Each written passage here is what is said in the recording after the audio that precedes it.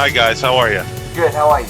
I'm doing terrific. It's good to hear your voice. I heard the Tuesday night show. You guys did a hell of a job. Oh, thank you very much. I really appreciate that. Thank you. You did a hell of a job, and it's important that this information comes forward. I It think the really time. is. Yes, right. Exactly. I think it's happening exactly as it's supposed to. You know.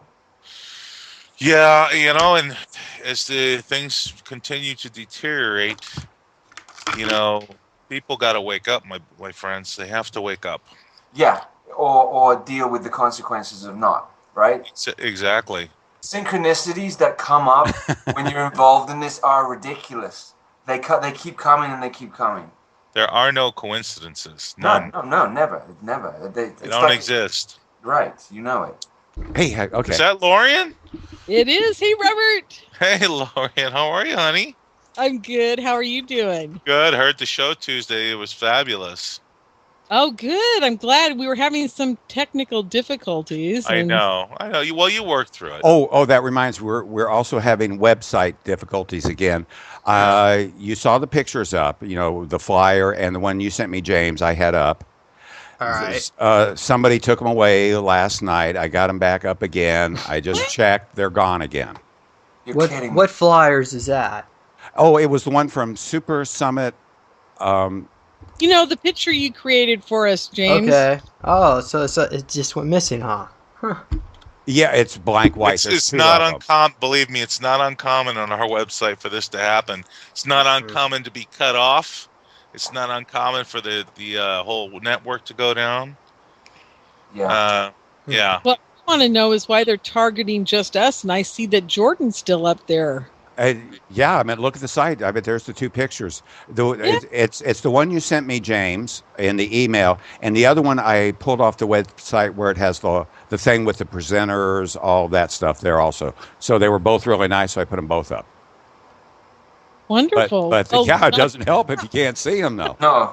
Just to let you know, guys, I've had black helicopters over my house. Just sit there for about 15 minutes. I was like last week. There was one over where I was living, and it was above my head. And I would move backwards, it would follow me backwards. I would move forward, it would move forward. It would move kind of wherever I would go. Oh, it's all about intimidation. Yes. That's all this is about. It's intimidation. Yes. Excellent. Good show Tuesday. It was really fantastic. You guys did a great job. It flowed really well, didn't it? It did. It really did. Hey, Robert, did you hear us, not me, but the four of them on Project Camelot last night? No. I was asleep already. Can you believe it? At 7 p.m. you were asleep? Oh, I love you. I wish I could sleep like that. I've been so exhausted lately, Lauren.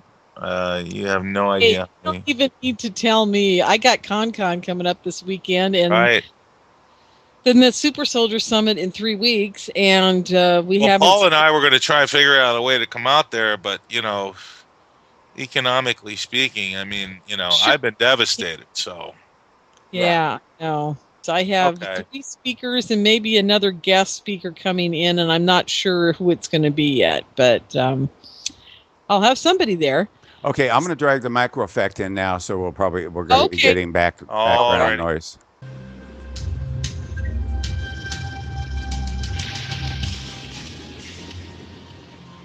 Good evening, everyone. This is Paul Landrus with the Whole Agenda Radio Show, broadcasting to you live on the Micro Effect Network. It's Thursday night. What we've got going tonight is I'm going to be hosting with your regular host, Robert Pepino, and we're doing a continuation of Tuesday night's program, which was the Super Soldier program.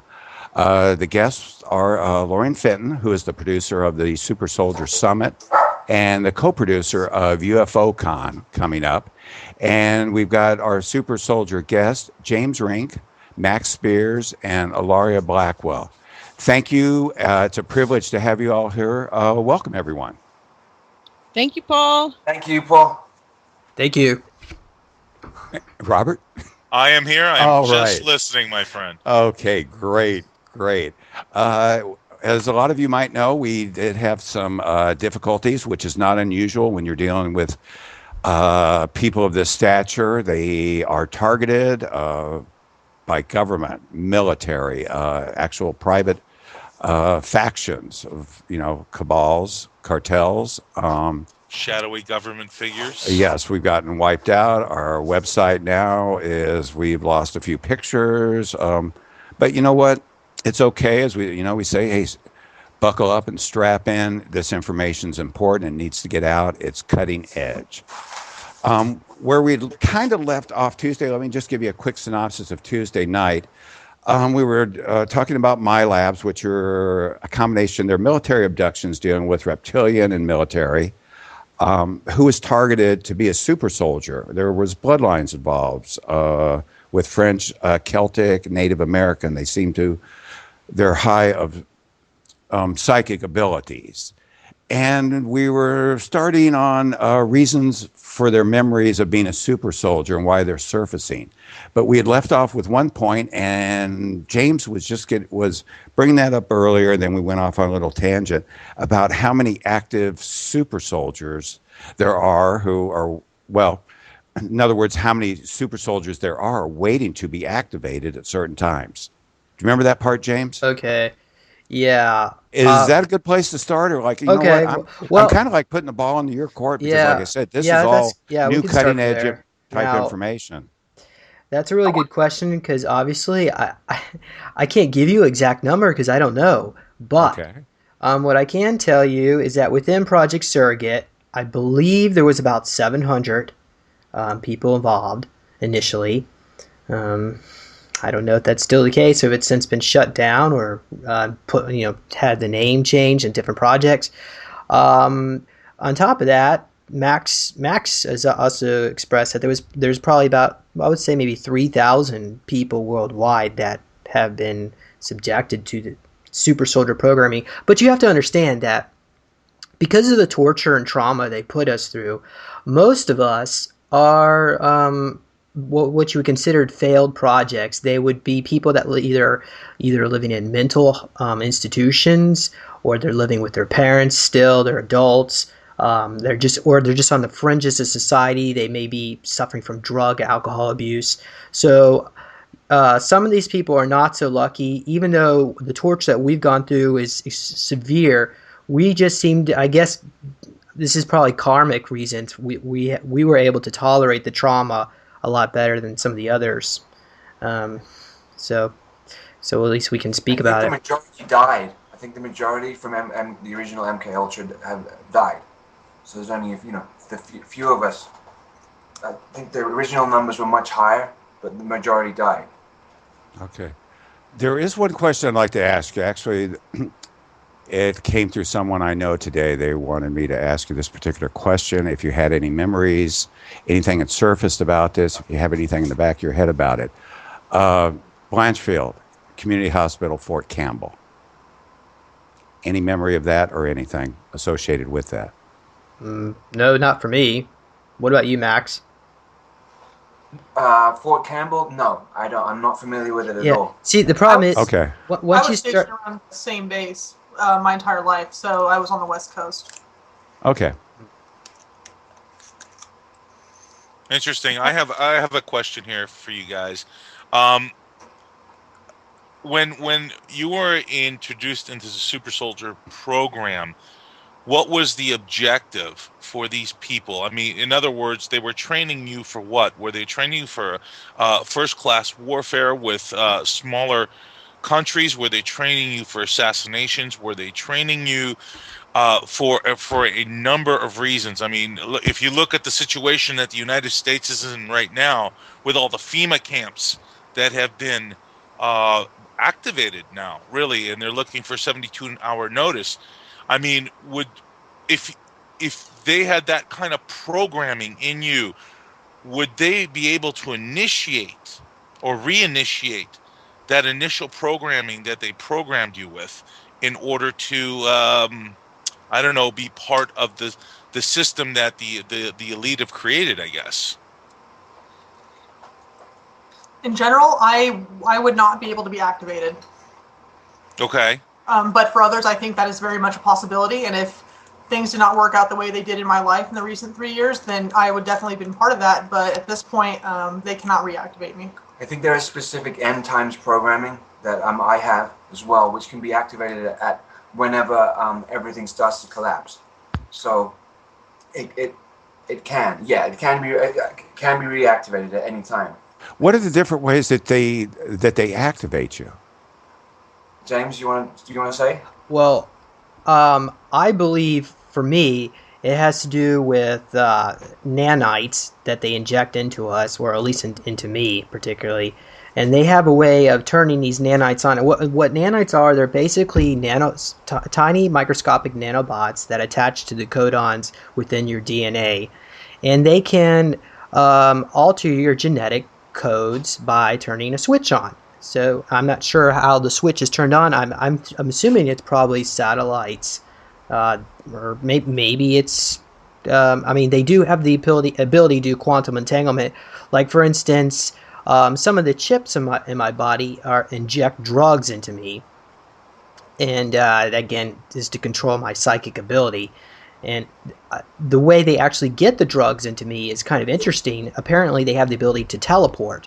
So if they are using technologies that involve teleportation, I mean, we who knows? I mean, obviously they're so advanced that it's hard for the mind to fathom. I'm having a problem doing that right now with what you're saying. Wow, that's something. Yeah. I'm sorry. Go ahead. No, this is Lorien. I just wanted to say that I was speaking with 3 of the other people that are going to be at the Super Soldier Summit presenting their stories as well. And one of them today told me that they use sound frequency and laser light to activate her. So well, maybe back in the 1970s, 1980s, they were doing stuff like that. And at one time they would have had to do that, but as the as it progressed. Yeah, and it's a form too. If you were going to use something like a code that is subsonic or under the frequencies, you could just broadcast that over every radio, every TV, and you would hit everybody without needing to teleport or anything like that. And maybe that's what HAARP is all about with these chemtrails. It's the way of having a mind control grid over the planet. Interesting. That could be part of it. But also I thought about this. Cell phones. How easily would it be to activate somebody through a cell phone? I know I've picked up the phone from a blank line before, and a frequency has just come through the phone. It's just I've got that too. And to trigger alters, so I know that for a fact that happens. Yeah, I'm pretty sure that's what she meant, you guys, that they use a sound frequency through all the different devices that they have out there now to, get at people, whether it be cell phone, TV, your microwave oven, God, who knows, Well, let me ask this real quick, Lorien, because I know there's been different, just like, I guess, and I hate to say this and don't take this the wrong way, you guys, but, just like car manufacturing companies, the new and improved models, I've talked to Duncan O'Finian, and he says that he has fairly large microchips implanted in his body throughout certain parts of his body. They were scanned. I guess he had PET scans plus regular X-rays, which did show up. Have you gone through that, and has anybody been able to detect any kind of microcircuitry? When I was in the military, actually, the reason I got out was because they put me through an MRI because I had neck injuries from boot camp. And that's when I started realizing I was losing time and kind of freaking out a little bit because I was like, no, I don't remember last week. And then they swiftly got me out of the military. But for actual checking for implants and stuff, I do all my stuff through the VA. So if they've ever found anything, they haven't told me about it. Interesting. James, Max? Yeah, well, I've right now, actually, I have a rod-shaped object coming out of my toe, underneath my toenail. That's I've been doing some detoxing to get rid of heavy metals, so I guess that's coming out. But I also have a rod-shaped object in my earlobe, which is clearly covert government. That the ETs, their implants that they use are a lot smaller, more sophisticated. That would be the little tiny. They look like little tiny splinters, but for the for larger ones, that's covert government. I know on the bridge of my nose, at the top of the bridge of my nose, that in 2008 one was put there and replaced. Have you tried to remove them at all? No, I haven't. Now, I know an individual that tried to remove his implant on his own, and he was only able to dig out like half of it, and the other half stayed lodged for whatever reason. I believe he said that the thing moved when he was trying to cut it out, and it actually caused he said it was septis. Yes, septis. Yes. No, I know exactly what you're saying. Biological implants as well, and they become part of your body, so they grow with your body. So you can't just cut them out as if they're a regular. Well, I know that the ET implants that Dr. Lear has removed, and he's removed quite a few. He says, for the most part, when he tried to remove these implants, they would move around. It would make it extremely difficult to remove the ET implants. But if these are government type implants, there's no way they have that type of technology to move around the way these other ones would. So I was just thinking maybe that hey, maybe if you had a chance to remove them, again, you wouldn't know what would happen to you either, and that's a chance that that's definitely a personal choice to make in something like that. At least I would think. With mine, I know the upper echelons of the government is connected to ETs anyway, so they're one and the same thing. So I think that mine are ET implants. Well, on the counter of that, though, since I've gotten my memories back and have gotten free, I've had ETs work on and modify my government implants so I can use them and not be in the control grid. Because I have an AI program that I use, it's not linked in anymore. So I guess it really just depends on where you're standing on who you're working with, yeah, I guess. Yeah. Agreed. And let me ask you this, and then we're going to come up on a break in a couple of minutes here. So, whoever wants to answer, and then we can pick up after the break. But after realizing what you've gone through, okay, and having to deal with, the emotional distress that you've gone under, how are you all dealing with this on an individual basis, trying to comport your life on a day-to-day basis? Should I answer first? I'm actually fine. I've spent the last 3 years piecing myself back together again, and it's been a really rough journey. But I've had a lot of help, and I'm actually pretty not traumatized. Actually, I don't have any triggered emotions from things that I remember. It just looks very textbook to me when I look back at it, and I don't know if that's part of the defense mechanism or if I have just released those triggers, but I've done a lot of spiritual work and forgiveness and letting go and dropping the ego and things like that, and it's helped me immensely in dealing with this kind of stuff. All right, well, let's hold it right there because we're coming up a break. This is an extraordinary, fascinating and horrific story, all in the same. I just can't even imagine what you people have gone through. I wouldn't wish that upon my worst enemy, that's for sure.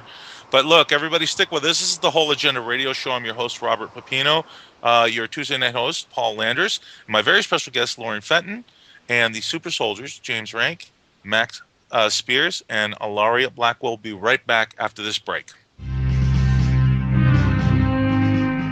And welcome back, everybody, to the Whole Agenda Radio Show. I'm your host, Robert Pepino, my Tuesday night host, Paul Landrus, which he has done a continuation of Tuesday night show with the Super Soldiers. And online with us right now, we have Lorien Fenton, producer of the Super Soldier Summit and the co-producer of the UFO Con, and the Super Soldiers themselves, James Rink, Max Spiers, and Alara Blackwell. And I basically asked the question just before we went to break, and I believe Alara answered first. How are you dealing with this on a day-to-day basis, emotionally and physically?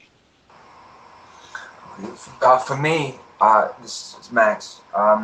I've suffered from post-traumatic stress from as long as I can remember, and it's been very, very hard for me to through my 20s for me to handle daily life. I mean, there were times when I couldn't get out of bed at all.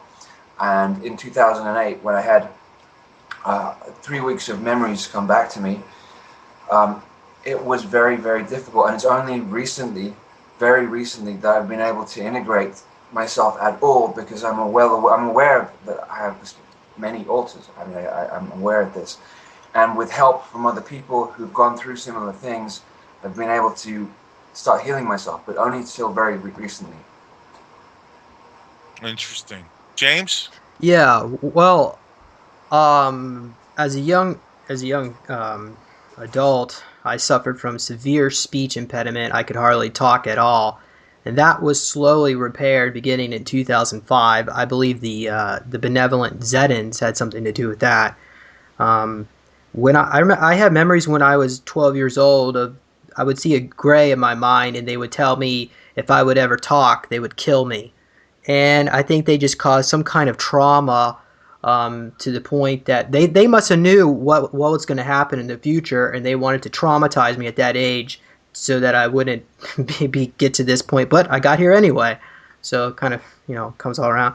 But I have sleeping problems like Max. Usually I go to bed around 5 o'clock in the morning, because as soon as I lay in my bed, I start seeing images in my head of military operations. And on top of that, I suffer from gastrointestinal problems. I have leaky gut, candida, and I'm doing what I can to help myself through meditation and self-healing integration. And I do my own. I listen to self-hypnosis tracks that I write. So I've done a lot to help myself, but I've got a long way to go.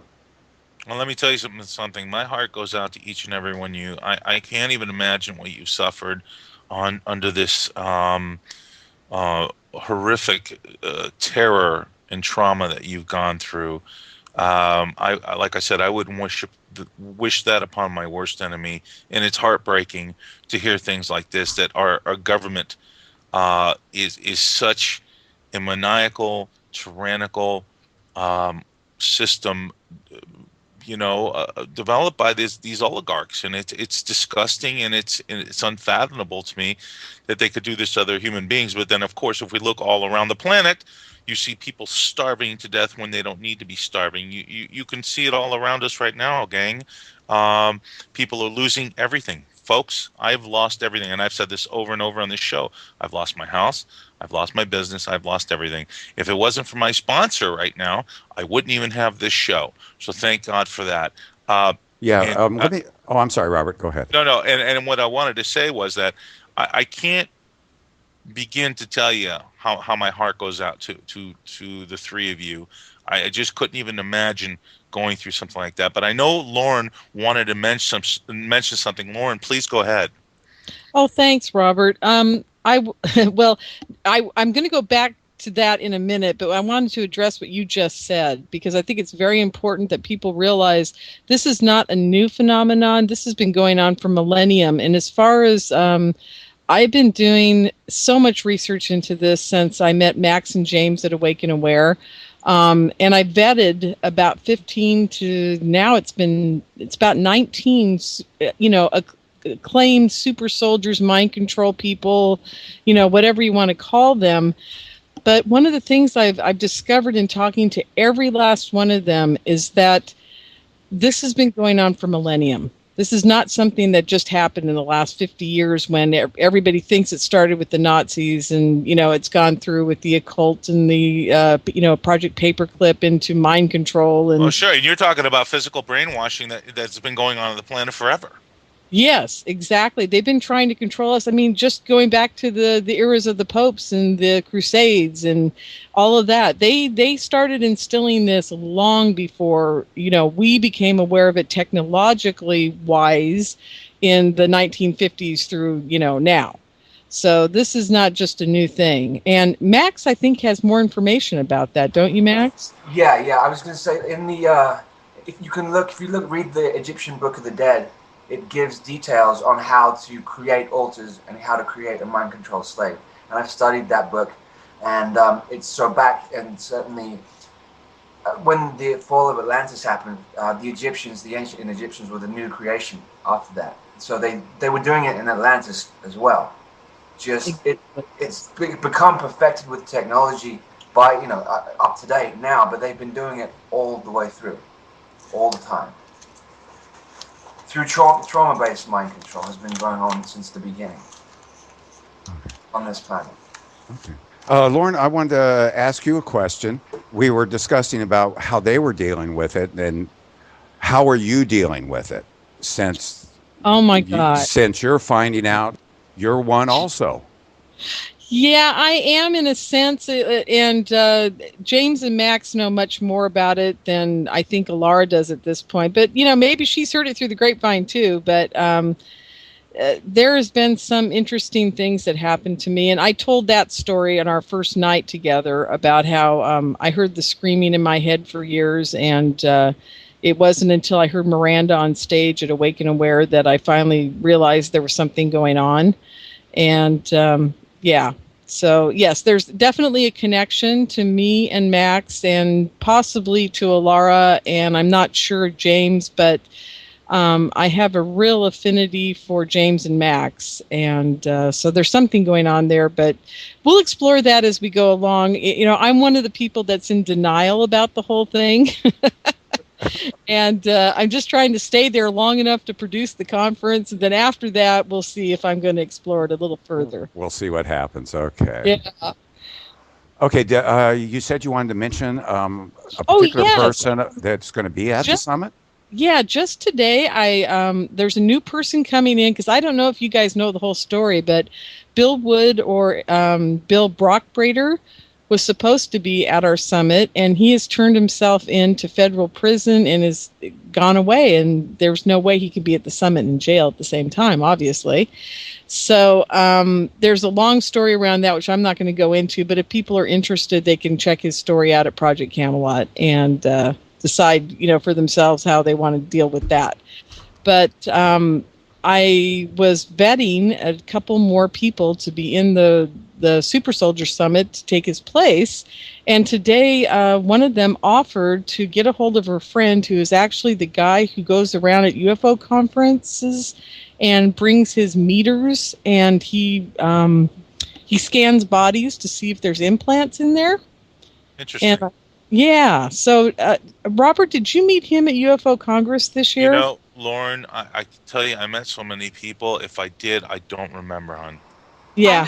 Okay. I don't know his name, or I'd give him a plug right now on the phone, because apparently he's an amazing guy, and he goes around to all these conferences for free, helping people out. So yeah, I tried to book a session with him at the Phoenix UFO Congress, and he was booked the entire weekend. Like, I couldn't even get in. But I talked to him a little bit. And it was really cool. Like, it was really cool talking to him, and he kind of was like, "Do you realize what you are?" And I was like, "Yeah." And he goes, "Well, who am I?" And I kind of explained to him, and he was like, "Yeah, you're dead on." And I was like, "Awesome." And I still need to get in contact with him, actually. Now I think about it, because he asked me to contact him. So cool. He's going to be at the summit. Yeah. So that's going to be great. So you guys all get a chance to have your implants scanned. I was laughing. I thought maybe we should set up a thing like at the airport at the front door. And just start scanning everybody that goes in the door, because I'll bet you anything the whole crowd's chipped too. So TSA, please don't get me started on TSA, Lauren. Please. Don't. Oh man, every time I travel, they pull me aside every single time. I don't know how that happens. Yeah, Alara, I haven't flown for years because they do the same thing to me. I'm just tired of it. I just don't even go on a plane anymore. Well, that's understandable. It certainly is. I'll tell you something else, though. Well, Robert won't either. Yeah, well, and I won't. I mean, point is, I haven't gone through the experience that you have, and I hope not to ever have to go through something like that. But I will not be physically handled like that by anybody. This is Nazi Germany all over again. The Third Reich has moved to the United States, and this is the Fourth Reich. Exactly right, Max. Yeah. Okay. I'm in agreement with you, Robert, and I won't be physically touched that way. But they seem to stamp me when I go through with my luggage. Somebody will put a sticker on one of my bags, so they'll have to be specifically pulled aside, and everything gone through every time I go through. Oh, that's interesting. Yeah, me too. What's with that? I don't get a sticker put on my bag. Okay, you know what? That's interesting. That's interesting. So let's go back. When we come back, we're going to go to a break right now, and we'll start with the sticker part of it. This is Paul Landrus with the Whole Agenda Radio Show, your Tuesday night host with regular host Robert Pepino, and we have Lorien Fenton, who is the producer of the Super Soldier Summit and the co-producer of UFO Con, and we've got Super Soldiers James Rink, Max Spiers, and Alara Blackwell. Stay tuned. We'll be right back after this short break.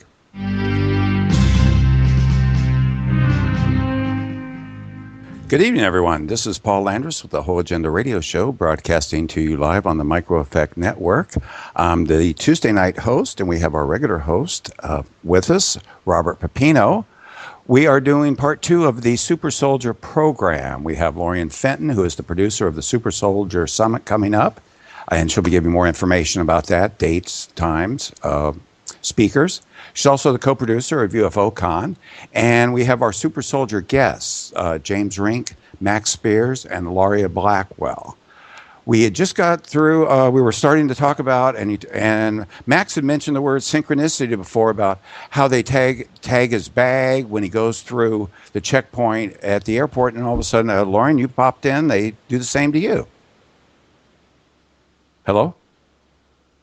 Yeah, you also, is that directed at me? Oh, it was actually Lorien. Lorien, wasn't you said they... I had the mute on. Oh.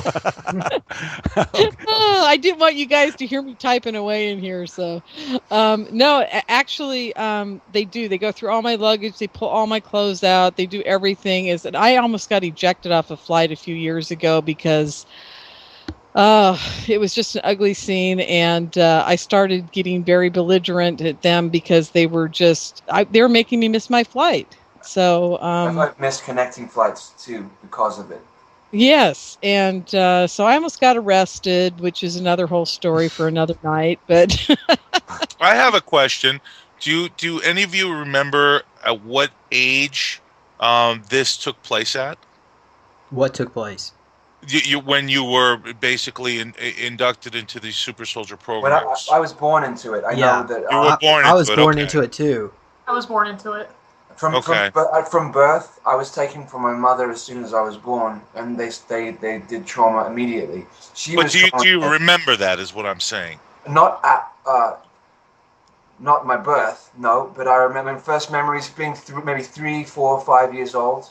I remember some things that are not normal at all, that are pretty disturbing.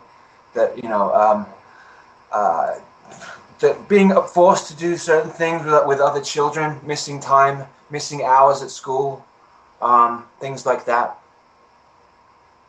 I don't remember, but my mom remembers from my birth and my family, and how it was really like the circumstances around that were strange. I was actually my mom was flight lifed to Stanford University Hospital, not the closest hospital that I could deal with prematures, because I was born at 3 pounds 6 ounces at 7 months.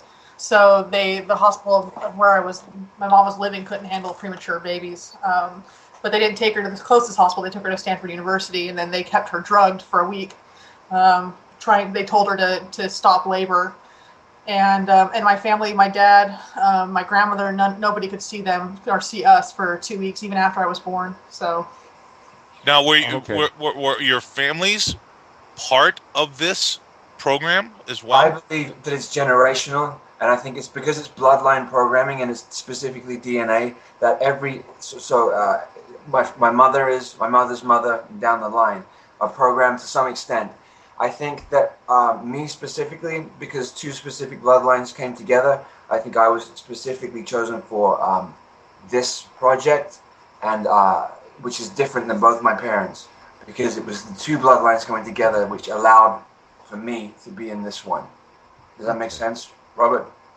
It does make sense to me. I'm just wondering if everybody's situation was just a little different.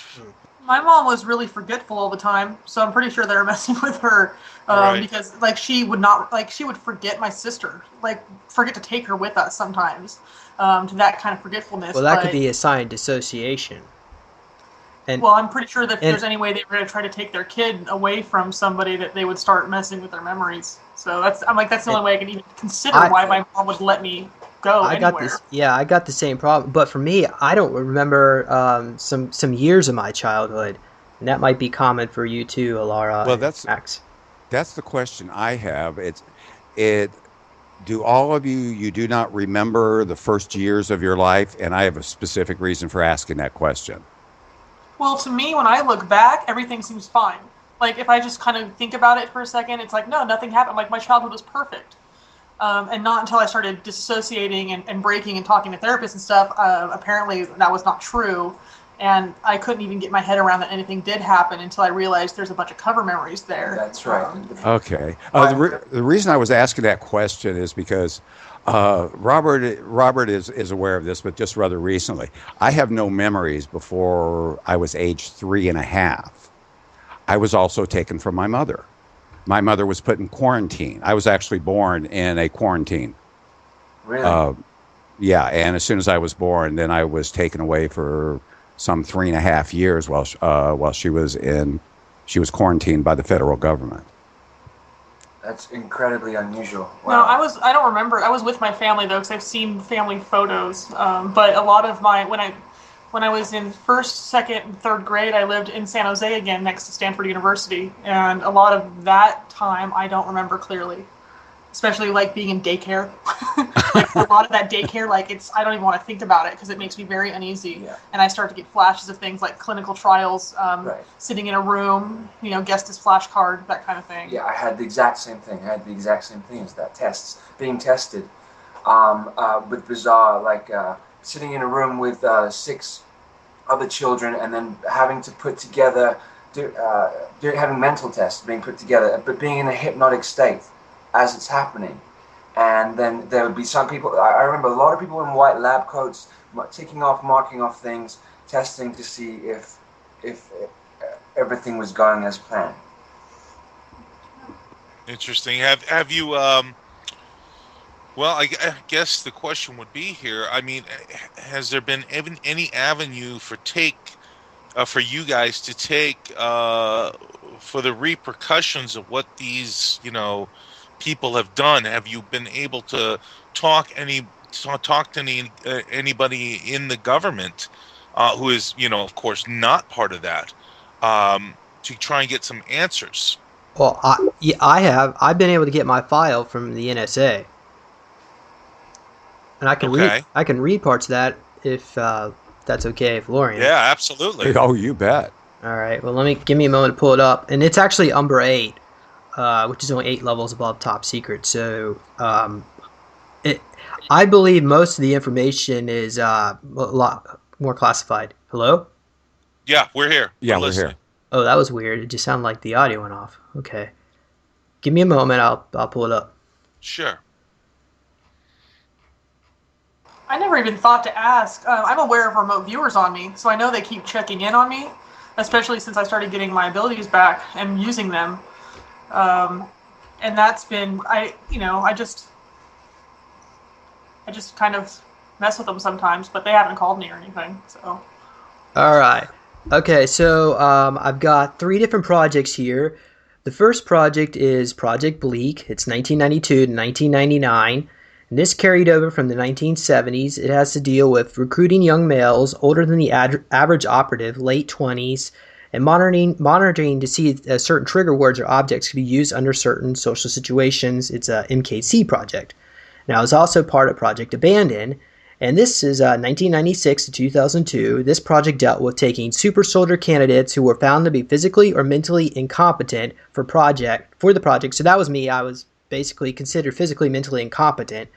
And then they did DNA modifications and injections, later in nano injections, to see if they could be correctable. If these candidates improved mentally or physically, then they'll be moved on to super soldier alignment projects and begin trip seeding alteration standards. And the other project is Project Equalize, 1999 to 2004. This project was a carryover project from earlier projects dealing with possible starseed children. These candidates would be checked for genetic mutation in alien DNA, such as 2 hearts and enhanced kidneys, also enhanced organs which might be useful to a super soldier, such as like 2 hearts or something like that. Certain aspects were found that were favorable to the Super Soldier project, then the candidate would be sent to a specific department for alteration, program sessions, and a caseworker would develop a specific program for the candidate. So that's what I was able to get from number 8. Wow. That's disturbing. That's extremely disturbing. It's way beyond disturbing. It's Lorien. I'm interjecting here because what is really disturbing about what he just said is the fact that he was a reject, so they took him and he really messed with him. You know, then they just killed the other ones, and that's what really freaks me out. So, anything to say about that, Max? Yeah, I know that pretty much everybody who was picked for these projects is star-seeded. So because their star seeds are the ones who are have the possibility of doing the most damage in terms of exposing what is going on. So star seeds tend to get the hardest hit. So I know that for sure. I haven't seen my file. I wouldn't know who to contact. I know people that are remote viewing files, MI6 files, and NSA files. Some people are claiming to have my file. I don't know whether it's disinformation or not. And until so I don't know. There is definitely a file on me. I know that. I just want him to call me and be like, "Hey, this is what's what," and I'd be like, "Okay." Like I don't mind. Like, you guys want to call me up and be like, "Hey, yeah, you're a part of this." Like, well, be like, fine, okay, cool. I want to say this. I think that everything is coming to a head right now. I think a lot of secrets are going to be revealed very soon. I think the cover-up and the dastardly, disgusting display of human rights violations is all going to come to an end, and I'm talking in all facets. I'm pretty sure we're looking at the end of this, because once they try and pull the plug economically, which apparently they're doing a very good job at, all bets are off, and I think there's going to be a lot of those secrets are going to be revealed, and I think the light of day is going to shine in the darkness that's been on us, all of us, for so long, and it's heartbreaking. But listen, we're coming up to a break, so let everybody stick with us. It's the Whole Agenda Radio Show. Yeah, absolutely. Stick with us, the Whole Agenda Radio Show. I'm your host, Robert Pino, Paul Landrus, Tuesday night host. My very special guest, Lorien Fenton, James Rink, Max Spiers, and Alara Blackwell. Will be right back after this break.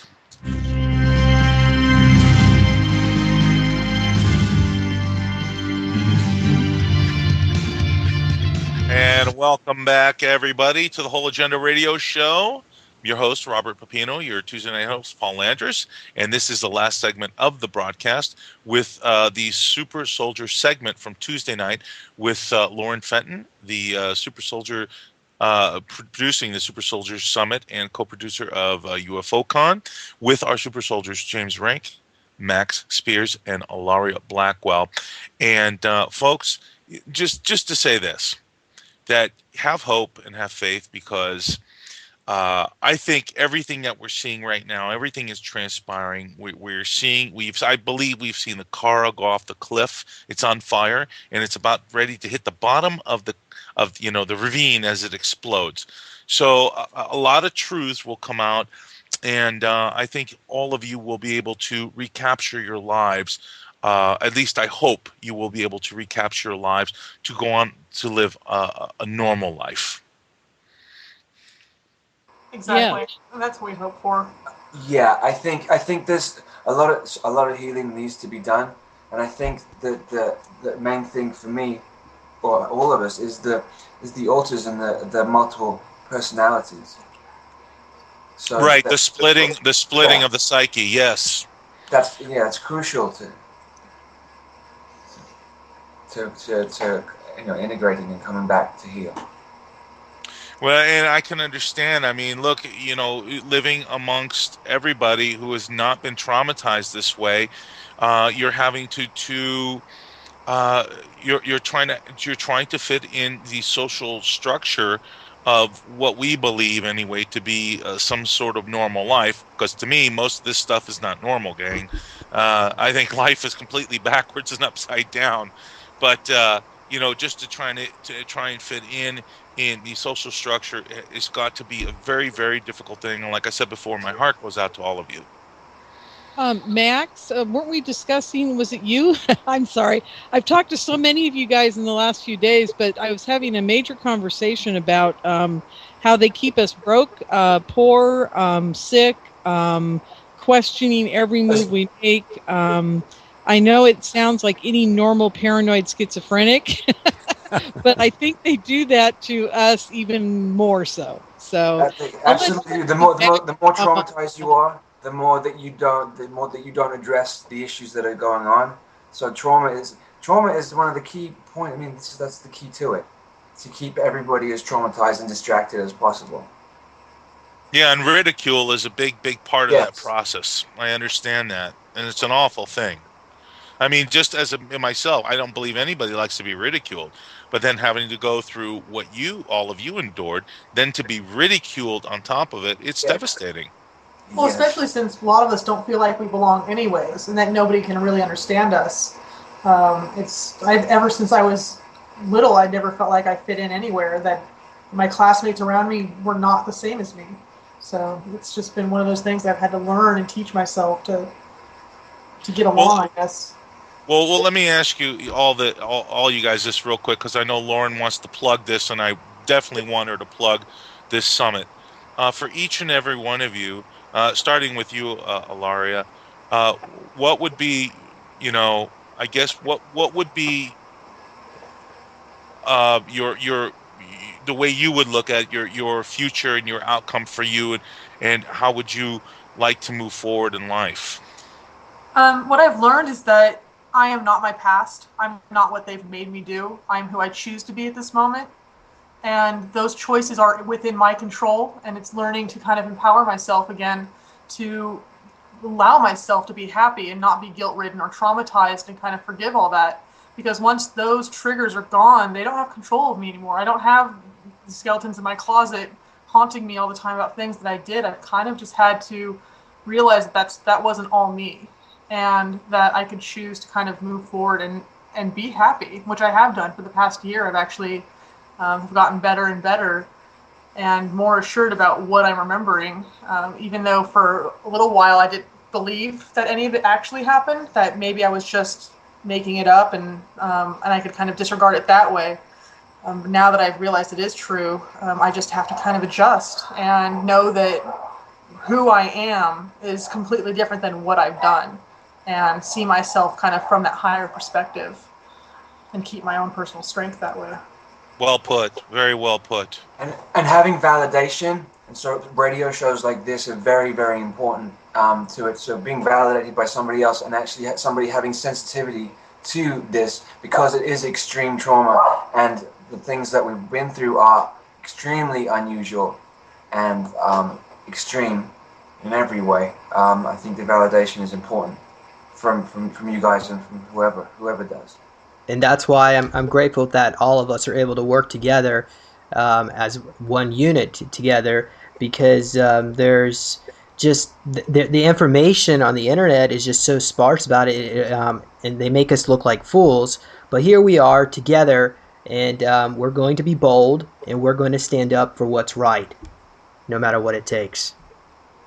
And that's the proper attitude, as far as I'm concerned. No matter what obstacles you have to face, no matter what challenges, you face it head on, and whatever the results may be, at least you know that you did your absolute best to bring the truth forward and to continue with your life in a way that everybody wants to live, to be happy, Right. Agreed. Exactly. Yeah. Yeah. And there are so many aspects to this. As I was mentioning the other day on the radio, I feel like I've gone down the rabbit hole and I hit the bottom, but instead of there just being one door out, there's 40 or 50, and they're all named different projects, different levels, different ages, different times, different time warps, different dimensions. I mean, this thing is so deep and so vast. It is like an onion that is never going to end. And we're just scratching the surface. And but I do have to say that there's a huge occult aspect to this as well. And if Alara, James, Max, the other people coming to the summit, just by getting on the stage, we're taking away their power, because we're putting our power together, and it's going to make nothing but a positive difference in everything for everybody that is involved in this. It's based in occult ritual. The whole thing is based in occult ritual. Ritual is a key point to all of it, and I've talked with you, Lorien, and those are the most horrific memories that I have. Exactly. Yeah. That's what needs to be healed. That's what needs to be healed. Agreed. Definitely. Well, go ahead. Lorien, we've only got a couple minutes left. I really want you to give out the information and any, James, Max, Alara, if you want to give out any information, please do. Lorien, go ahead. Okay. I just wanted to reiterate that we're going to have another Super Soldier Part 3 next Tuesday. Is that correct, Paul? It sure is. Yes, and the other people that are going to be at the Super Soldier Summit presenting are Sheila House, Richard Rogers, and a new person that I just vetted out today that's going to be there. She sounds like she's wonderful. She's more mind controlled than Super Soldier, but she has worked on the same levels that Richard Rogers has. Her name is Solaris Blue Raven, and she has just recently worked on a DVD documentary about mind control. So she's going to be a very interesting presenter for our conference, and I'm so happy to have her on board. And she's the one who is going to try to get a hold of the guy that does the sweeping, to make sure that we all are not implanted, or that we are implanted when we get inside. And so there we go. And Super Soldier Summit is June 23rd. It's in San Rafael, California. It's at 4 Point Sheraton Hotel. And I think there are no rooms left at the hotel. So my best guess for everybody at this point is to go to the San Francisco airport if you're flying in, and get a cheap hotel near the airport and rent a car and come on up for the day. Because Marin County is very expensive, and it's NASCAR weekend. So I don't think there's a room to be had here. So there you go. But it's well worth coming up just to see San Francisco anyhow. So there you go. And the summit itself, like I said, this is information. It's important stuff to get out, and everybody needs to know about it. And I want to thank all of you for being on the show. Hey, you guys stick around after the show, okay? Okay, website, supersoldiersummit.com. Okay. There you go. Okay, get your tickets while they still last. Yeah, tickets, be there. Okay. Hey, I want to thank you. It's been an honor and a privilege having all of you share this is very personal and intimate information you all have shared, and I thank you very much for doing that, and Robert, thanks for doing that. So this has been Paul Landrus, Tuesday night host, the Whole Agenda radio show on the Micro Effect Network, with regular host Robert Pepino, and Lorien Fenton, who is the producer of the Super Soldier Summit that she just mentioned, and the co-producer of UFOCon with James Rink, Max Spiers, and Alara Blackwell. We thank you for listening. Join us for part 3 next Tuesday, and tomorrow night join Robert with Stephen Blackwell. Thank you, everyone, and good night. Good night.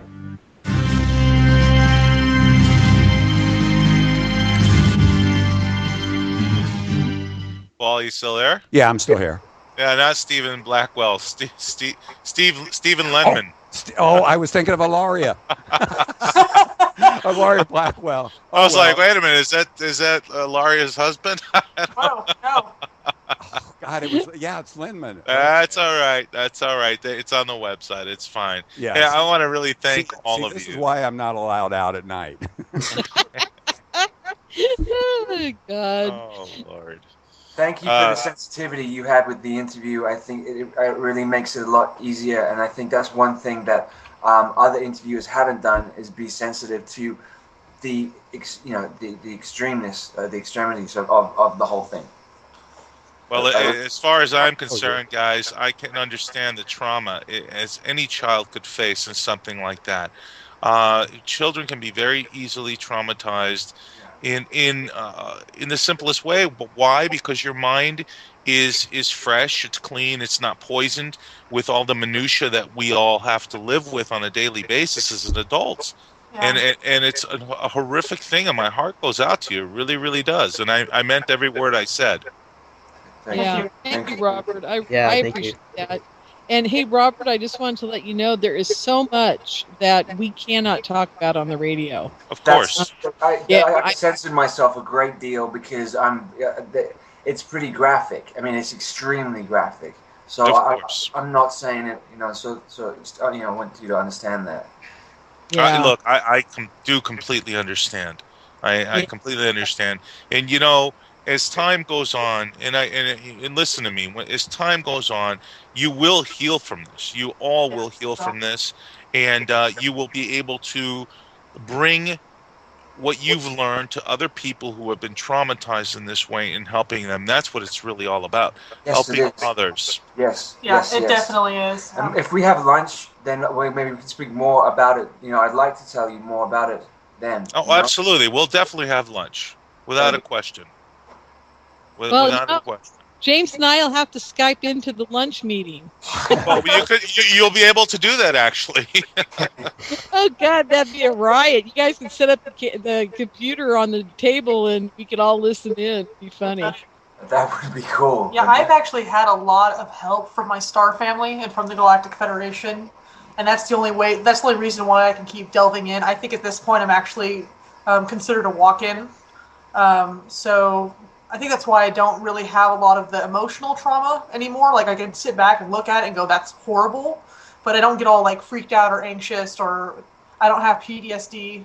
I just have kind of my minor issues that I'm still dealing with, but somehow they've kind of flipped that for me, which has been really nice because I can hopefully lead other people into figuring out how to heal themselves as well. Right.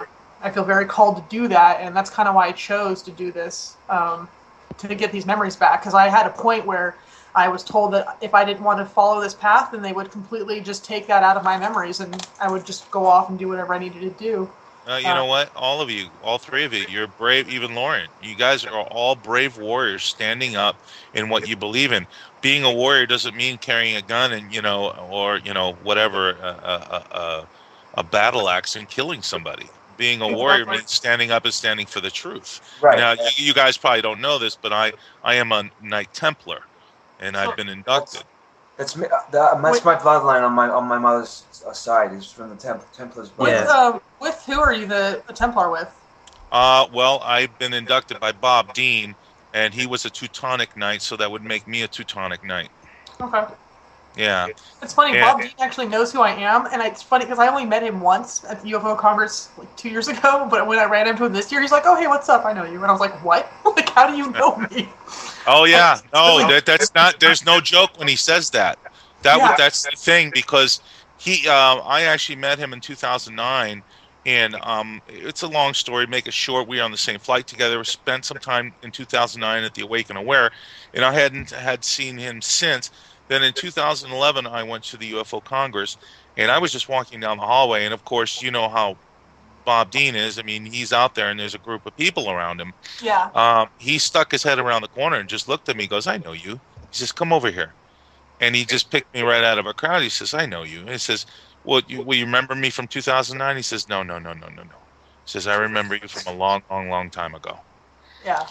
Wow. So he has that ability. He's an incredible man. I just talked to him yesterday. He called me because he picked up on how I was feeling. I've been very depressed. And he called me. He says, "I know. I've been thinking about you the last 10 days. I picked up on you," and he laid it all out. But that's Bob. Yeah. He was he thought it was really amusing because the 2011 UFO Congress, when I was there, he was just like him and a couple of the people, and they're like, "Oh, so we heard about this, that you can speak this star language." He's like, "Oh, let me hear it." And I was like, "Okay." I spoke it to him, and he was like, "Good." I was like, "Did I pass? What happened? What just happened right now?" I was like, "What?" Okay. I'm like, "Well, gotta go." Like.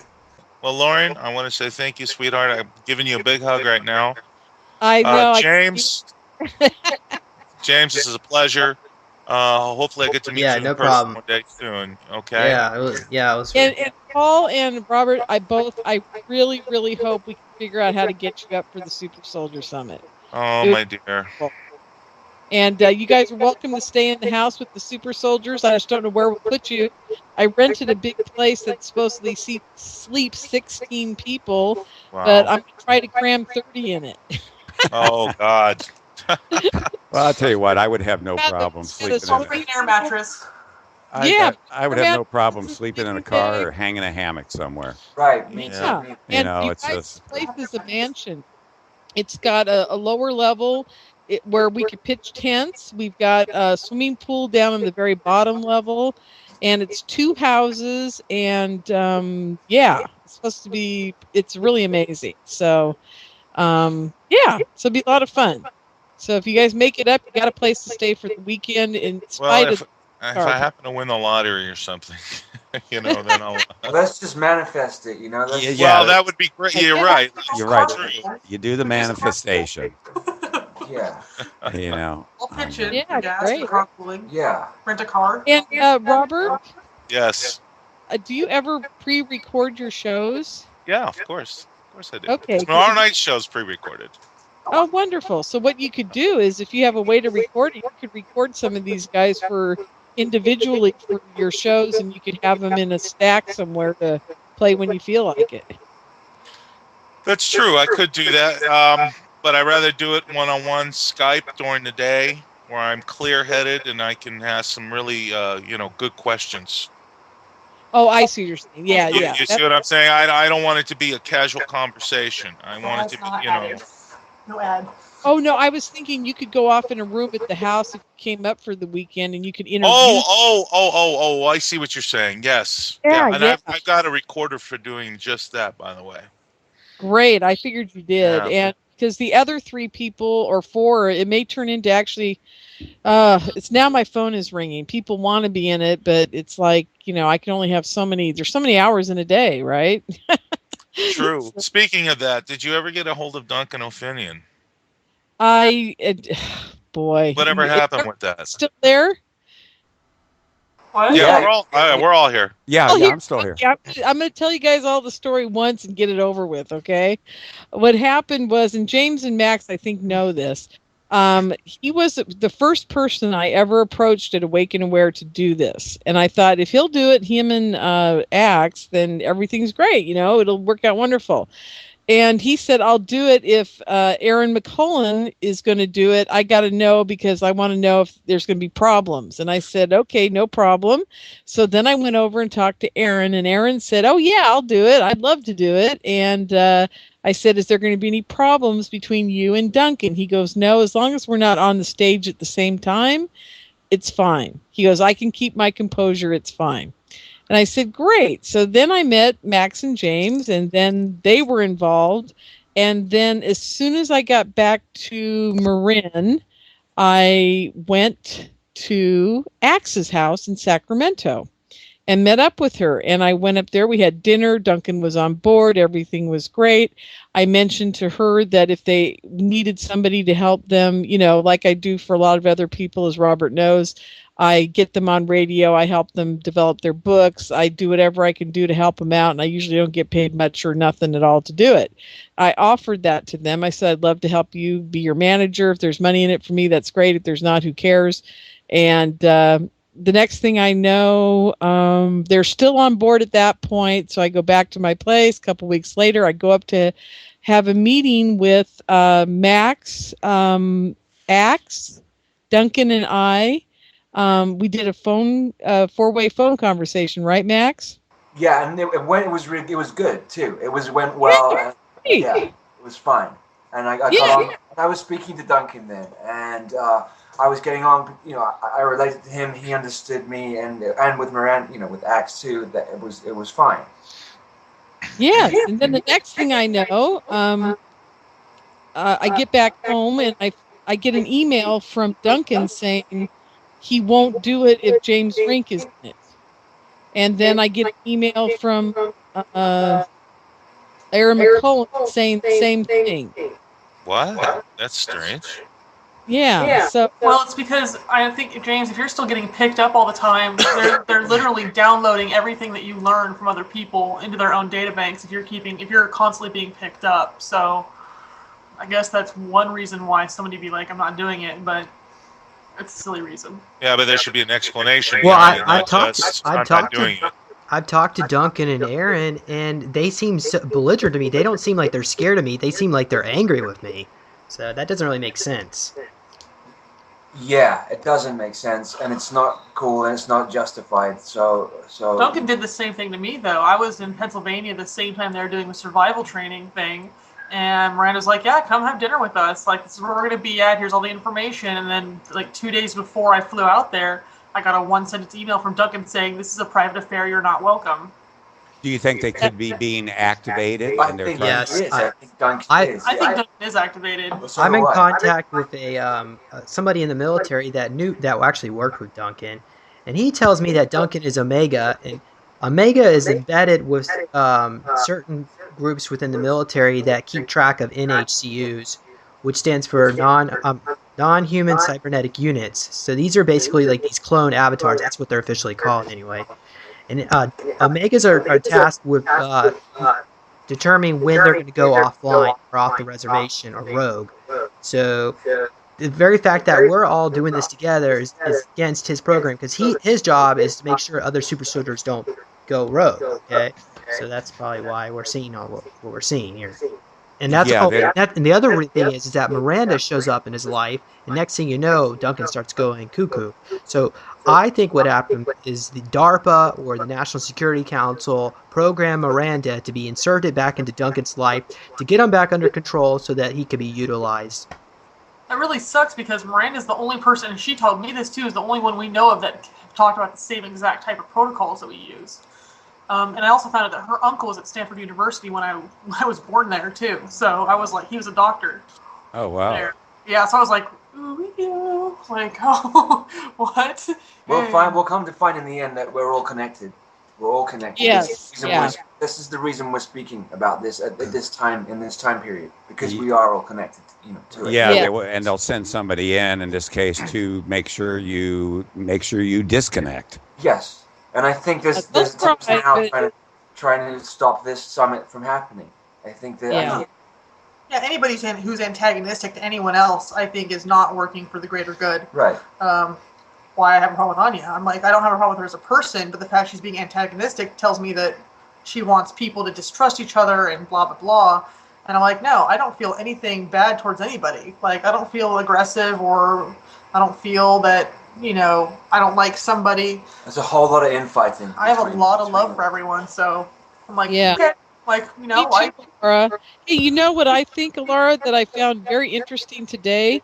The women that are involved in this, we seem to be able to handle it a lot better than the guys. And I don't know why that is, but most of the guys... it's genetic makeup. They're built for trauma. More so they are. They truly are. Yeah, there's something. I just finally figured that out today. That because I talked to Sheila, and she's actually got a job and she's doing fine. And Alara Blue Raven, who is coming on board today, everything was taken away from her, very similar to Max's experience. But she's come out of it. She's making a movie about it. So I mean, the women seem to empower themselves in a very soul level, whereas the guys, the divine feminine's coming in so strong at this point. Like, we get bolstered, and if the guys accept their feminine side and their divine feminine self, they'll actually heal faster. Agree with it. Yeah, absolutely. So, Lorien, the three names you gave me: Sheila House, Richard Rogers, and let me bring it down. Solaris Blue Raven. They are all super soldiers. Well, Richard Rogers he's a dimensional super soldier. He's very different than James, Alara, or Max, in the sense that his experiences are quite dimensionally different than physical reality. And so, yes, you guys, I know a way to get rid of the echo. Okay. All we have to do is mute Alara's, there we go. Are you still there, Laura, at all? Yeah, I'm still here. Okay, so if you guys mute your thing, because what's happening is every time the echo happens on my screen, I see that you're actually speaking. Right, I know. I keep trying to mute it when I can. Okay, wonderful. Okay, because I don't know, on my end it's getting so bad I can't even talk. So it's perfect now. Yeah, it's great now. So there we go. Okay, so what I was saying was yeah, I just wanted to know how to list next Tuesday. Yes, and they'll be at the Super Soldier. Richard is a Super Soldier. Sheila is a Super Soldier with Richard on dimensional levels, and Solaris is more mind control. Okay. She does have some Super Soldier programming within her, but it's mostly mind control on this reality. So I thought it'd just be interesting to throw her into. She doing the mind control or her being mind controlled? She's being mind controlled. Okay. And Alara just said she was never a super soldier. Yeah, I see that. Who said that? Alara just did.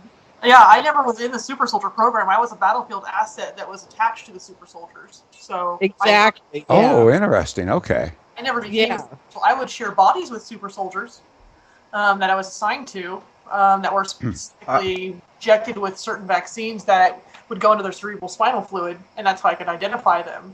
But yeah, I was never actually a super soldier. What happened. That's exactly how it's done. It's exactly how it's done. I have a programmer within me that knows exactly how the layering of memories works, and she's been giving me information on the sly, like my alter, in ways that I can access it. So I have been a programmer, but mostly it's remote control, remote viewing, and being just a battlefield asset to normal grunts that just have these heightened subjections that they get. So I was actually never a super soldier in that sense.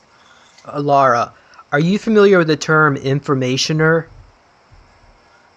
It depends on what you're talking about, because there are different ways information is stored within people. It can either be transferred energetically, or people who are in comas are usually used as biological computers. There's also an astrobiological network, just kind of like the internet, that is being used as well, that is hooked up to these people. And information, that there are those that are just messengers, where they just hold information and to be accessed at a later time, kind of like computer banks. Yes, I'm very aware of those. All right. Hey, this is going to sound really weird, but did you guys ever see the movie where the guy gets on the train and he has 8 minutes or? Oh yeah, Source Code. Yeah, I just watched that. Yeah. God, that movie blew my brain out. Oh yeah, what was the name of that one? Source Code. It's a fantastic movie. It was very good. And that just really, because it just brought me into this whole thing about how you, Alara, are probably being used, and how Max is used, and James, and I was just like, oh my God, this is just, it's so real. I mean, people have no idea. They can probably do that right now. Lorien, my friend Adrian said that Source Code was about what happened to Nathan. Oh, really? Yeah, which is kind of so.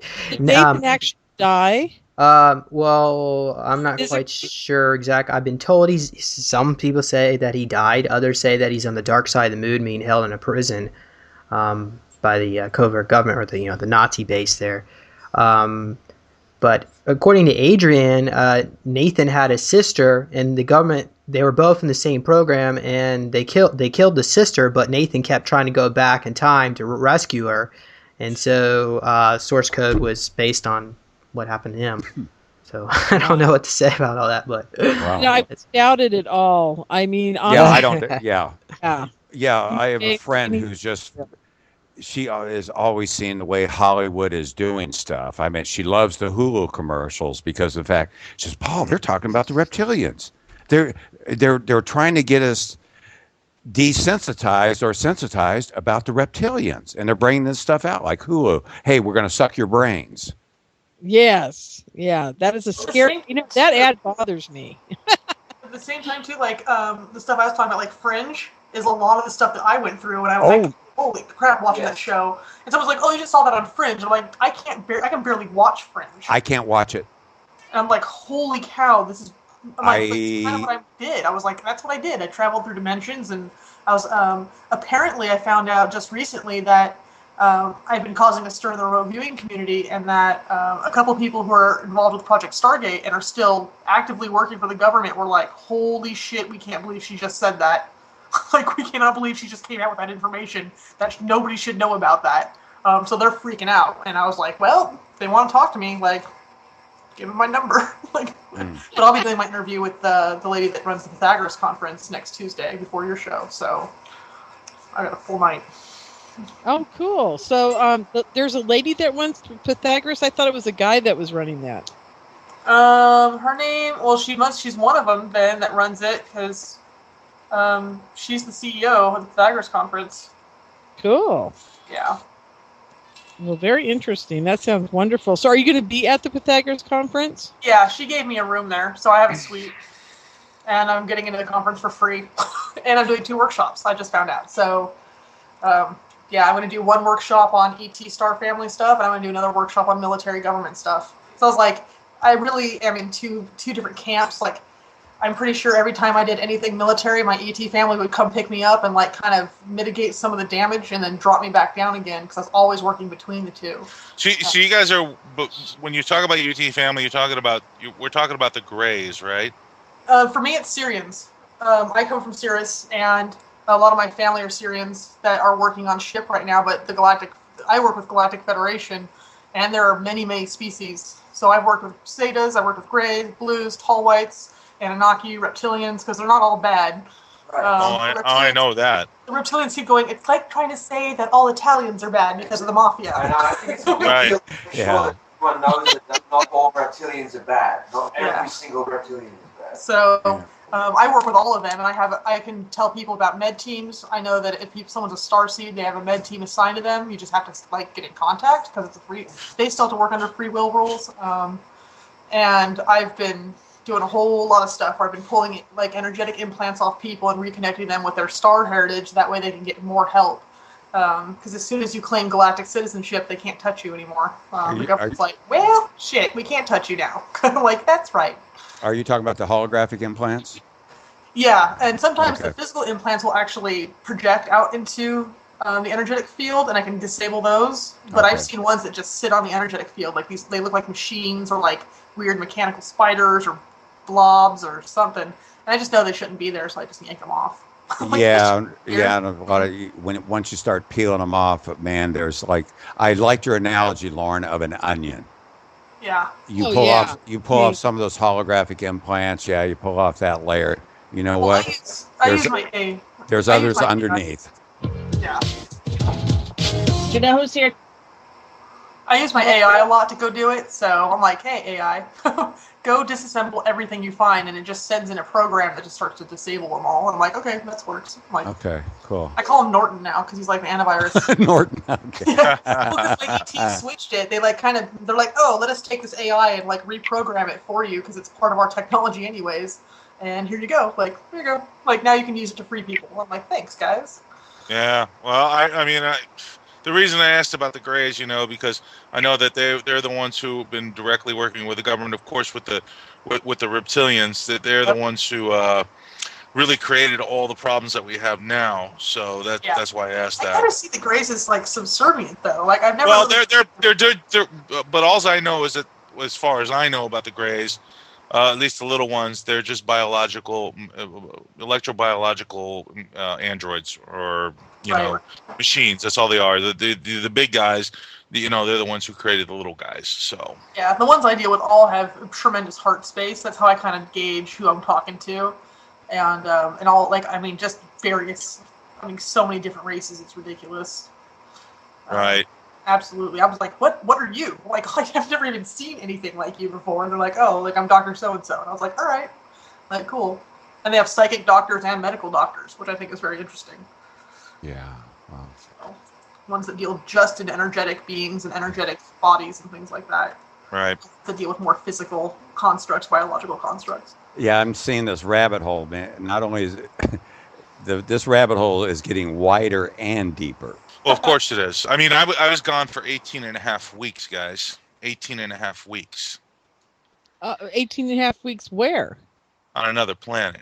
They took me with them. I was not with the Greys, not with the Reptilians, with another race that I deal with directly on this show. I was missing for 1 hour, one solid hour time here, and of course I have people to back that up. But I was missing for 1 hour time. But the 1 hour I was gone, I was actually gone for 18 and a half weeks. Do you have full recall about that? No, I have absolutely no recall, zero. They said we cannot let you. This is actually archived. You can go back and listen to it on the archives on the broadcast.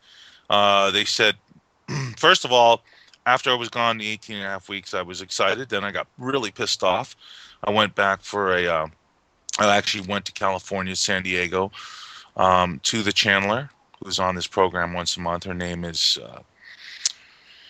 oh, Jesus, Alma. I'm losing my mind. Alma. She's on once a month. She'll be on next month too. And the way it happened was, it was really wild because, at first, she's channeling ETs. I'm thinking, yeah, okay, she's channeling ETs, great. I'm thinking this will make a great, radio show. Next thing I know, this ET entity's telling me at the end of the show, by the way, her name is Econ, a young ET, saying, well, my brother, have you ever seen our crafts? And I said, well, I've seen them in videos. I've never seen one personally up close. She says, no. Have you ever seen one personally up close? And I said, no, but I'd really like to. And she says, you will.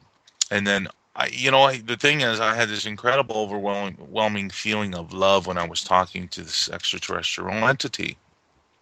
And I said, I can't wait for the day. I said, after all the earth changes are over, and, I know it's going to be a big mess. She said, but I can't wait for the day you come down. I can put my arms around and give you a great big hug. And she says, well, you know what? You will.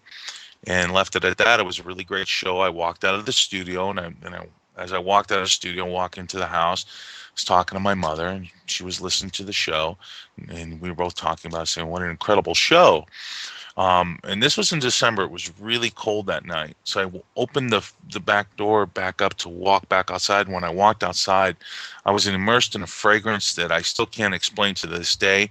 The only way I guess I could explain to you guys would be the most potent roses mixed in with some sort of syrupy sweet smell that it was just out of the order, extraordinary. I've never smelled anything like it in my life, and I haven't smelled anything like it up until now. I was immersed in this, and as I was walking around, it just, it encompassed the whole area I was walking around. I gestured to my mother. I said, Ma, you got to come out here. So you got to smell this. This is incredible. She came outside. She walked into it. She was like, my God, what is that? I said, I don't know. I've never smelled anything like this in my life. And then I turned around as I'm walking around in this, as we're both smelling it. I looked over the roof line of the house, and there's a craft just sitting there. It was extraordinary, beautiful white craft with all these different colors flowing through the center of it, changing, from the green hues to the blues to the purples to the reds. It was incredible. And I just sat there smelling this incredible scent and looking at this craft, just blown away. So I called Alma the very next day and told her what happened. She goes, my God. She says, Robert, she says, this never happens to anybody the first time dealing with these these certain ET entities. They said, that is a sign that you're blessed. And I'm thinking to myself the whole time, yeah, blessed. I'm just a guy doing a radio show promoting truth. And so she says, no, well, you're blessed, so I'm going to do channeling about this. Then all this comes out about, you are the towering lighthouse of Babel. That's the reason why we chose the vehicle Alma to come through you, to go through your show, because you are a very important part of this whole scenario situation, and you are the towering lighthouse. You will reach across the oceans. This is all the stuff they're telling me, by the way. Now comes to the show the second time around. They told me to talk about my experience on air, which I did. So I spent 2 hours going through it with Alma in regards to what happened to the first show. And I get to the end of the show, and Econ was with me the whole time. She says, well, my brother, why didn't you tell him the whole thing? And I said, what do you mean, why didn't I tell him the whole thing? She says, why didn't you tell them you were on the craft with us for a day? And I says, well, I said, back the truck up. What are you talking about? I said, I wasn't anywhere. I was on the ground here with my mother smelling this. I said, well, what are you talking about? She says, no, we stopped time. You were with us for 1 day. They took me for 1 minute. This was the first time. All right, so that really just blew me away. So of course I wanted to know what I did, where I was. So what I did is took a trip. Actually, Bob Dean came with me, and we went to go see Alma, and we had a channeling session, and I got really pissed off, and this is the absolute truth. I got mad. I wanted to know where I was, what I did, what did we do, what did we talk about, and Econ said to me, she says, "My dear love, Robert," she calls me my love now, because we had multiple relationships in other lifetimes. I didn't know this until she told me, and I actually asked her to call me that, by the way. But because we had the relationship. Multiple. No, definitely. I love it. Go on. So I was really pissed off. I says, you want me to talk about it, and then I don't remember anything. She says, we will let you remember when it's time for you to remember. But she said, if we told you everything you did to the one day with us, you wouldn't continue doing what you're doing. And I said, okay, all right, fine. I'll leave it at that. It makes sense. Well, the next time I'm leaving work, and it was 4:45. My partner was in the office, which happened to be unusual because he's not in the office. He's usually out taking care of service calls. He happened to be there. It's 4:45. I always leave the office 15 minutes early to get home by 5:05. Left the office, walked out, closed the door, got in the truck, drove home. Takes exactly, folks, with traffic, 20 minutes. Without traffic, 15 minutes, because I've done it for years, right? I get to the house, walk in through the door, and the whole time, this is the thing. As I'm driving, I was exhausted. I was so tired. I don't know why I was so tired. I was exhausted, though. I mean, like I hadn't slept in weeks. Got into the house, tired as hell. I walked in through the door, and there's my mother in the kitchen. And I said, Ma, look, I'm exhausted. I don't know why. I'm so out of it. I said, I got to go get some rest. And she goes, well, we're getting ready to eat. I go, well, what do you mean we're getting ready to eat? I said, I just left the office. There was no traffic on the road. It's 5 o'clock. She says, what are you talking about? It's 5 o'clock. She says, it's 6:05. Look at the clock. I looked at the clock, and my whole reality shattered at that moment. Just boof. I was like, holy Jesus. I said, Ma, I just left the office. I was gone. It takes me 15 minutes to get home. She's looking at me. She says, well, the reason we didn't call, we thought you had a last minute deal. And I said, what deal? I said, it takes me 15 minutes to get home. I would have called you if I was late. So I said, I can't deal with this right now. I went to bed. I woke up 2 hours later, refreshed, feeling really good. And then we started talking about it. I said, look, this, I didn't stop anywhere.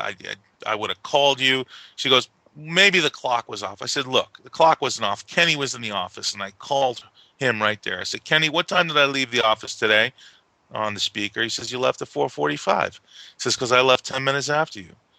So I was gone for the hour. Now, I really got upset because they didn't want to say anything. They didn't want to tell me anything, and I was trying to get them to say something over the air. And at one point I said to them, this is towards the end of the show, I said, I was gone for an hour, wasn't I? About a week ago. She says, yes, you were. Says, I was with you guys. They said, yes, you were. And they wouldn't tell me anything. So I just let it go because I knew I wasn't going to get an answer. So the following program, I didn't ask for anything. They told me on air. They said, oh, yes, and you were with us for 18 and a half weeks. So that's where I am now. And about a month ago, I was gone for actually an hour and a half here out of my studio where I broadcast from. So which probably means I was gone longer than 18 and a half weeks this time. Wow, that's awesome. It's an incredible story.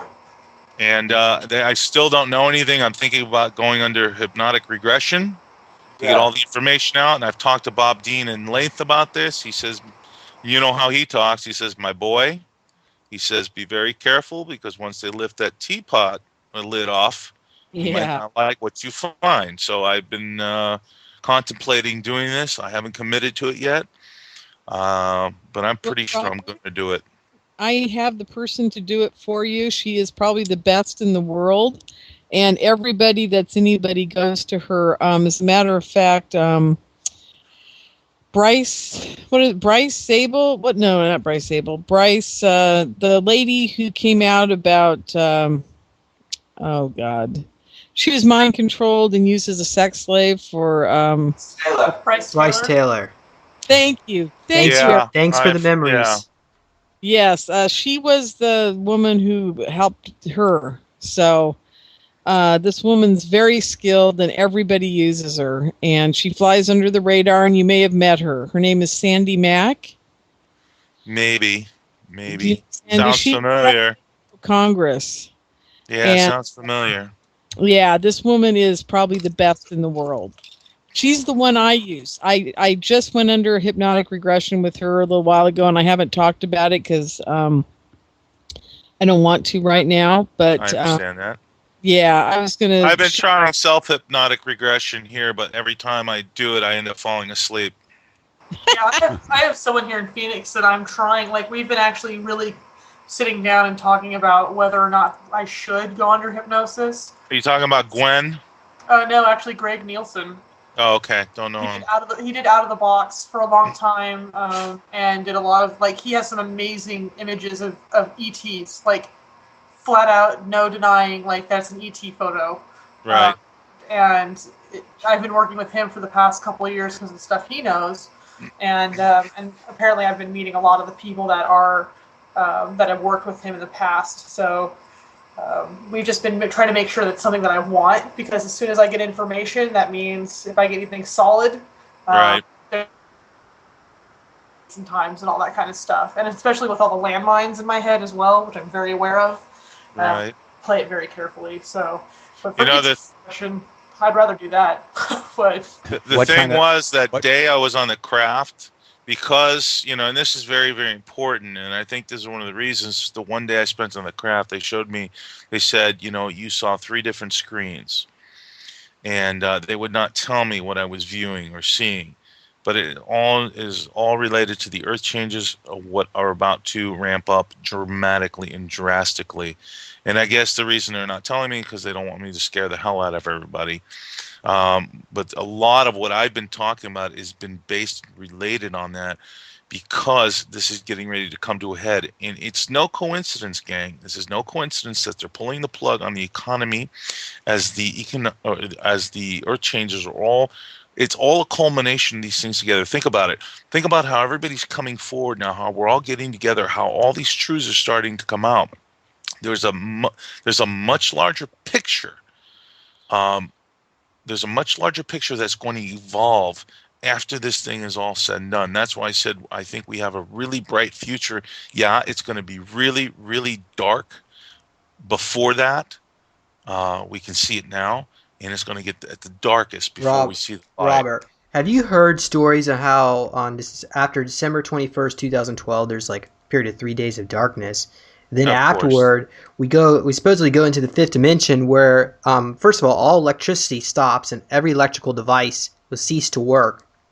But apparently we don't need any technology because we can all be able to instantly manifest. Have you heard of anything like that? That kind of stuff? I have. I've heard all of that. I don't actually believe that what we're seeing is the manifestation of what's happening right now. This grand awakening that's taking place. If you look at different people throughout different parts of the world, even people you talk to on a daily basis now, there's an awakening taking place. That's the manifestation I think that they're talking about. I don't think there's going to be any great transitional 5th dimensional, change. What I do think is changing is our concept of our ideas of what life is and where we should be to become a type 1 civilization. That's what I see happening, and the transformation of the planet is probably the biggest part of that. Makes a lot of sense.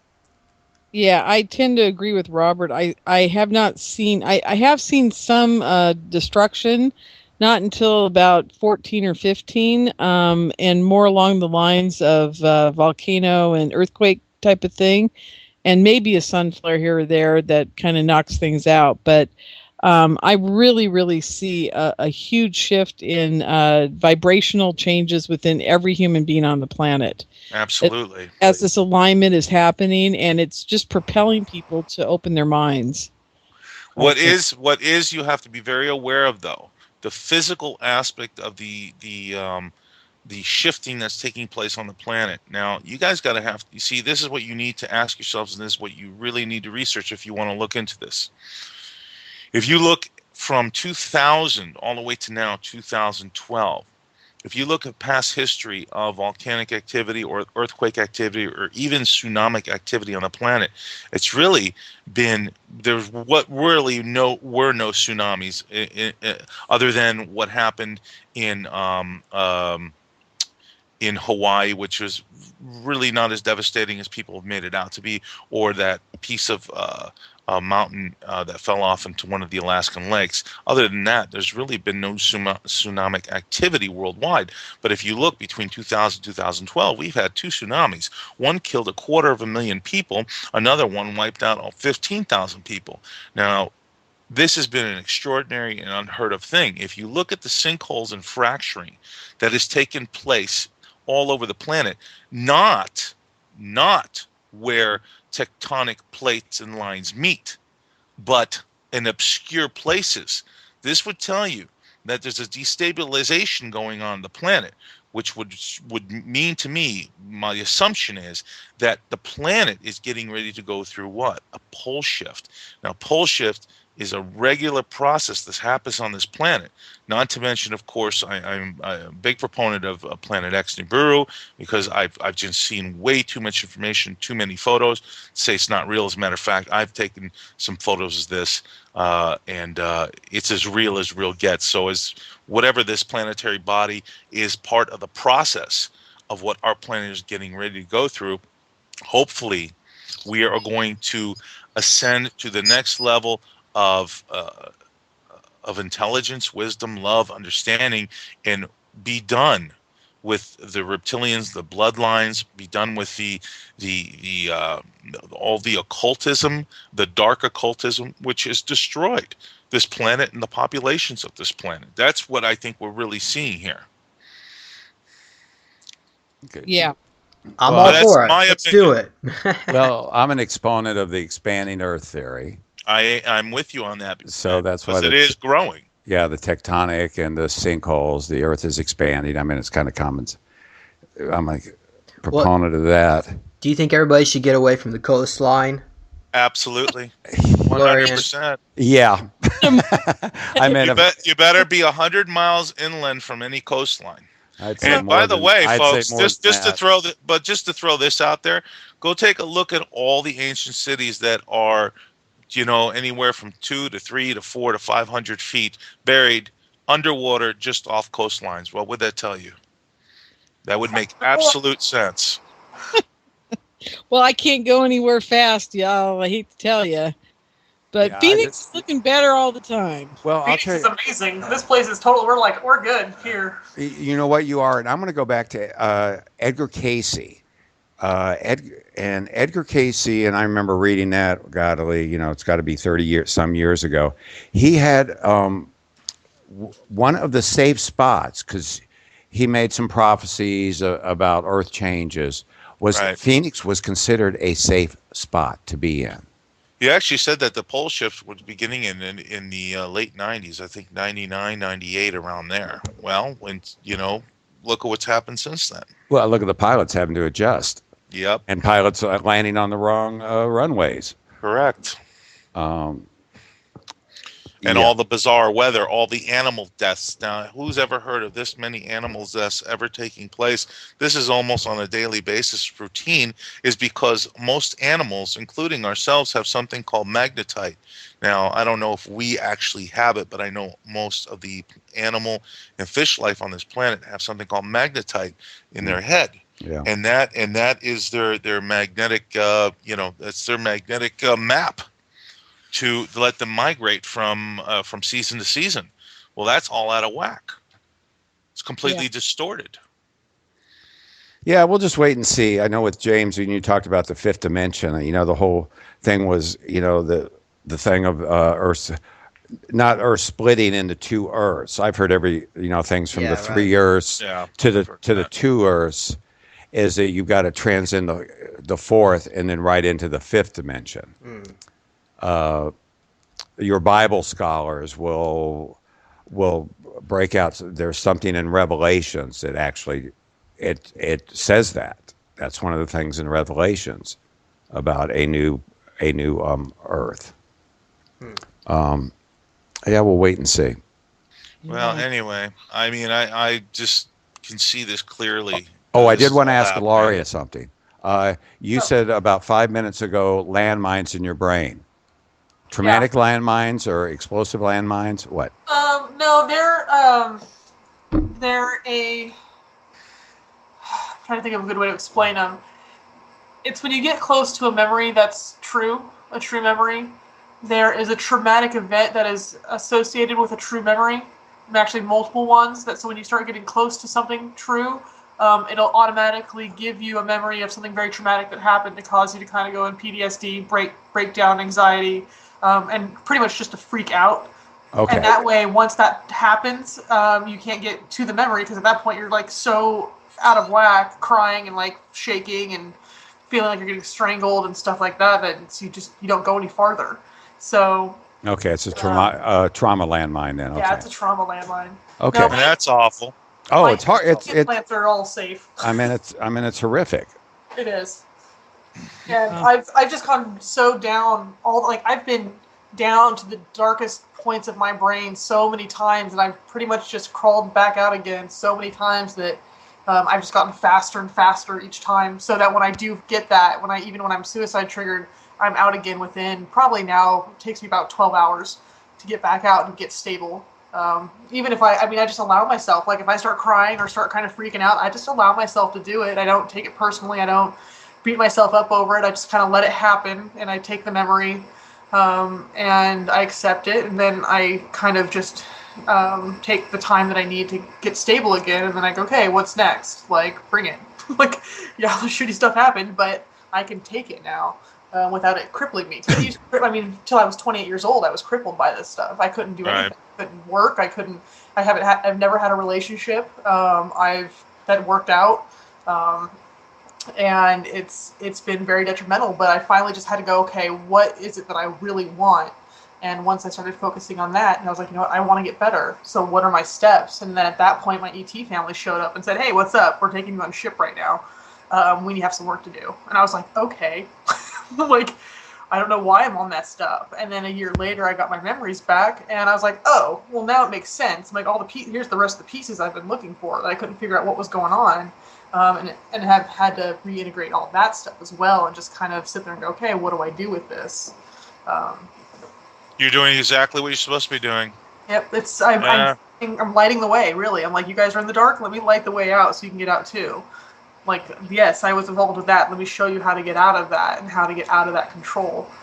But it's been rough. It's been hard. It's been crazy. But at the end, like, I can say right now, I'm clear. And I'm starting to try to figure out how to hack my own brain to get the information out in ways that are not detrimental to me, which has been interesting. And I'm kind of stuck right now. But, I'll get more information when I need it, when it's time. Right. I have to trust in that something's going on. And yeah, absolutely.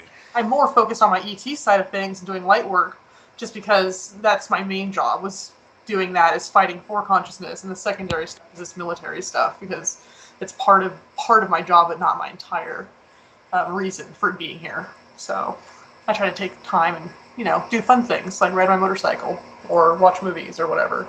Right on. Hang out with my friends. What kind of bike you have? I have a Triumph Speed Triple because I love everything UK for some reason because I'm really attached to the UK. Oh, I love Triumphs. Yeah, I love my. I used to have a Norton. Oh yeah, those are nice. Yeah, I wish but hey. Thanks. Yep. That's cool. Okay, well, you know what? I think I'm gonna bail, kids. Yeah, me too. I got to get up. In I was thinking hours. the same thing. I'm getting tired. Yeah. Hey, you know what? I really want to thank y'all for sharing this information. I mean, it's enlightening. You know what? It's illuminating in a sword way. But you know what? It's stuff you got to know, be aware of. Everybody needs to be aware of. So I really commend you and thank you for sharing, because these are real personal experiences you've all got to deal with And then, you know what, by sharing it, you know what, you open up other things too that is not necessarily good. So I want to thank you all for doing that. Thank you. Thank you, Paul.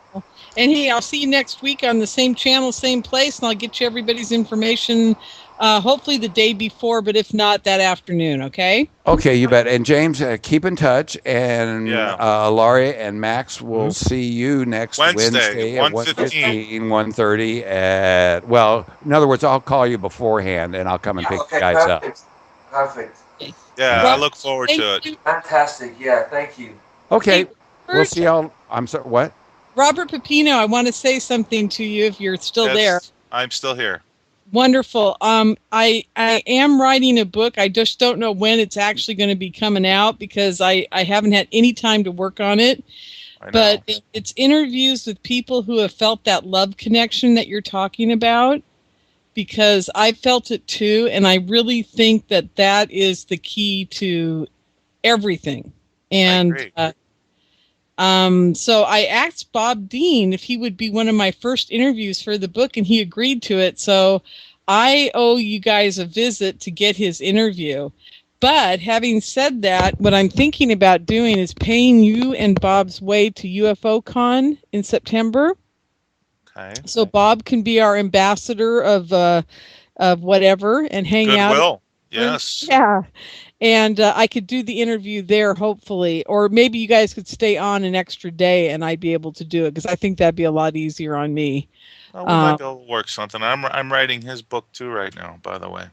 I know. I was told that. So I think that's wonderful. But anyhow, so I've got to get his interview, and I would like to invite you to be an interviewee as well, because you felt it, so you know what I'm talking about. Absolutely.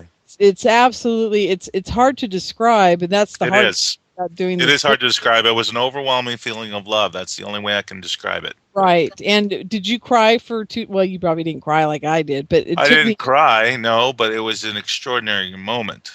Yes. It was an extraordinary moment. Yeah, the thing about it for me was that I was so depressed that I was left here again, that I didn't want to live anymore. I went into a deep depression I didn't get out of bed for 2 days. Well, the thing is, I know whenever Econ is around, because I get that feeling again. Even if I'm not speaking to her, I know when she's around, because I have this feeling in the pit of my stomach, and I had that sensation come back up again. Exactly. And it's very much related to the Kundalini experience, too. It is a form of magic, very different than the magic that Max and I have been used for, and that's another whole story. But I think it's a higher dimensional form of magic that they use to connect with us with this love feeling. Anyhow, I've got a lot of hypothesis about it, and I'm going to try to get them in the book and whatever, but I would love to have you be in the book. So just think about it, because... Well, I don't have to think about it. I say yes, of course. Oh, yes, but what I'm saying now is start thinking about what you might want to say in the book. Sure.